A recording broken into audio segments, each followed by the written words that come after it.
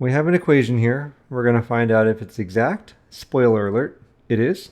And then we're going to solve it. We have the quantity of the sine of y minus y sine of x dx plus the quantity of cosine of x plus x cosine of y minus y dy is equal to 0.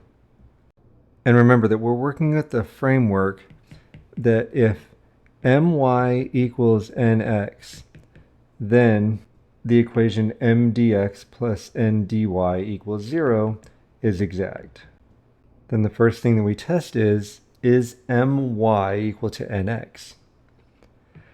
Now, it's not the case that m is the first function that we see in the equation. M is the function that we have that's in the dx term. So in this case, we have m is equal to the sine of y minus y times the sine of x. And n is equal to the cosine of x plus x cosine of y minus y. The test for exactness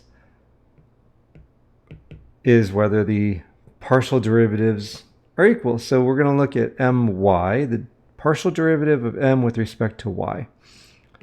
Sine of y has the function y in it, so we're going to differentiate that. We get cosine of y. And then negative y sine x. As far as y is concerned, x is a constant, and so when we differentiate, we end up with just the sine of x. Looking at the partial of n with respect to x, we have the cosine of x, which differentiates to the negative sine of x, plus x times the cosine of y. Differentiating with respect to x means that cosine of y is a constant. We differentiate the x. We end up with plus cosine of y, and since y is a constant, minus y differentiates to 0. And you can see that my and nx are equal.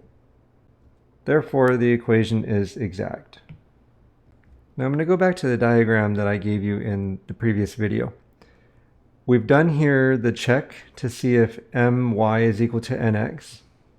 I mixed up my colors. Oh well. Now that we know that m and n came from the same function f, we're looking for that function f. In order to recover f from m, because m is a partial derivative with respect to x of f, I should partially integrate m with respect to x. That's going to give me our f of xy, but there's going to be some stuff after that. So we're going to integrate m with respect to x, the result of which is going to be f of xy. Now it would be really easy to grab this my and put it in here, but this m needs to come from the differential equation. So in this case, we've got the integral of sine of y minus y times the sine of x dx. We're going to integrate that with respect to x. So x times the sine of y plus y times the cosine of x plus a constant, but that's not right. It's actually plus it's a constant with respect to x, but it could be a function purely of y. Because as far as x is concerned, anything containing only y is a constant. Now, going back to our diagram, if I already know what f is, and I partially differentiate it with respect to y, I get the function n that's in the differential equation. So we're going to use the fact that the partial with respect to y of f is equal to n. The partial is going to be the partial derivative of f of xy that we just found. So differentiating x sine y plus y cosine x plus hy with respect to y is going to give us x times the cosine of y plus the cosine of x. And if h contains only y, its derivative, the partial derivative with respect to y, is actually just the derivative of h. So we have h prime of y. Now that part is the partial of f with respect to y from the work that we did. We're going to compare that to n in the original equation.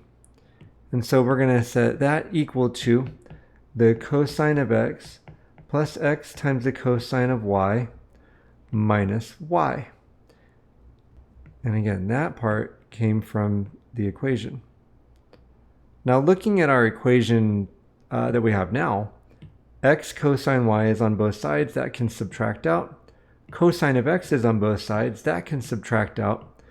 And we can see that h prime of y is equal to negative y, which then means that h of y is equal to negative 1/2 y squared plus, I'm going to throw in a constant of integration that I'm going to call k.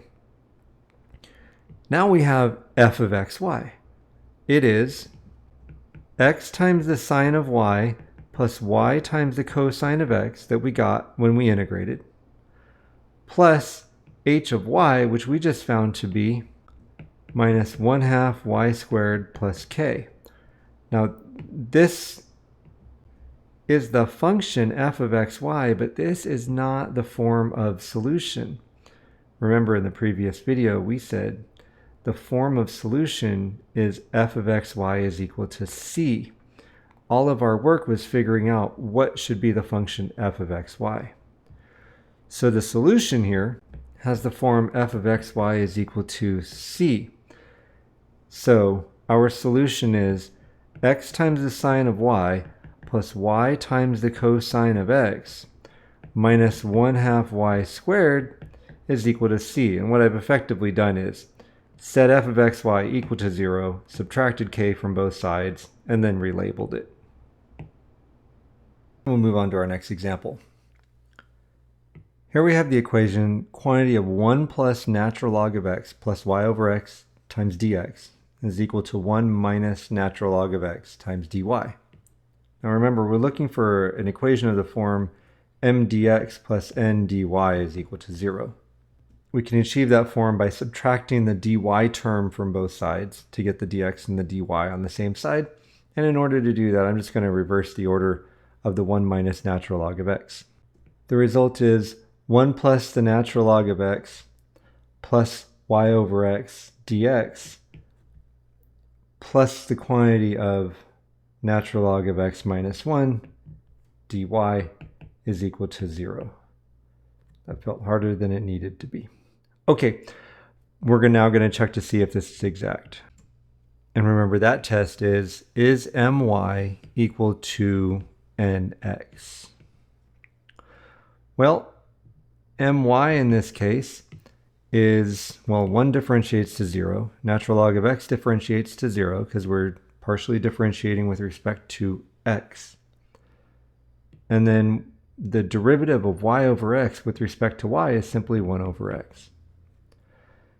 N with respect to x differentiates the natural log of x to 1 over x, and then 1 differentiates to 0. We can see, oh, yep, they are indeed equal. This equation is exact.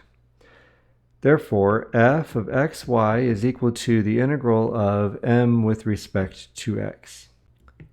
And so that's the integral of 1 plus the natural log of x plus y over x times dx. And it may be natural at this point, if you have the diagram in your head, it may be natural to think, wait a minute, instead of integrating m with respect to x, can't we integrate n with respect to y? And the answer is yes. I'll tell you what though, all the work that you have to do, it's the same no matter which way you go. And I'm mentioning this because here we have a natural log of x that we need to integrate, and that requires integration by parts. But no matter how you slice it, you're going to have to encounter that one way or another. So let's just take this as it is.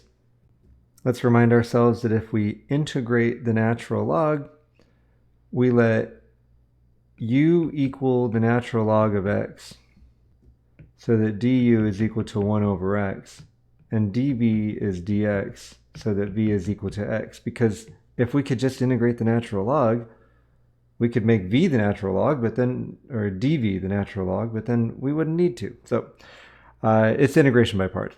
refresh yourself on that process to see that in this case, f of xy is x plus x natural log of x minus x.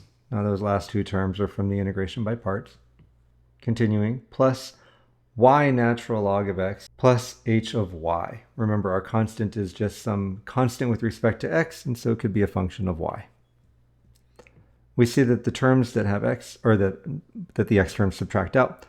And so f of xy is equal to x times the natural log of x plus y times the natural log of x plus some function h of y. Remember that our framework says that fy is equal to n, where fy is the partial with respect to y of what we just found. So the x terms are going to go to 0. The partial with respect to y is the natural log of x plus h prime of y. And then we're going to set that equal to, or compare that to, n that was in our equation. Remember, we got to go to the one that's the correct form. And so n here is the natural log of x minus 1.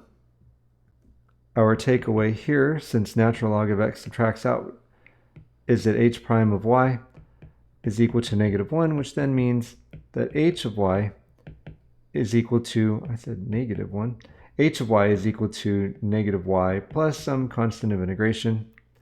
And then the form of solution is not f of xy equals a bunch of stuff with x and y.